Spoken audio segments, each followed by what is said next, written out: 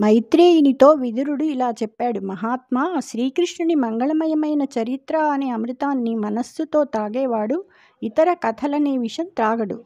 శ్రీహరి స్మరణ జీవులకు సర్వసౌఖ్యాలు ప్రసాదిస్తుంది.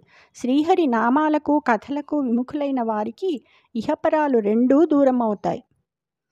మునీంద్ర, మృదుగతి పువ్వు దేని అరమించుచు పానముసేయబారు షట్పదమును బోలి ఆర్తజన బాంధవు విశ్వభవస్థితి వ్యయాస్పద మహితావతారుడగు పంకరుహోదరు నిత్యమంగళప్రద గుణకీర్తనామృతము బాయక క్రోలెద చెప్పవేదయన్.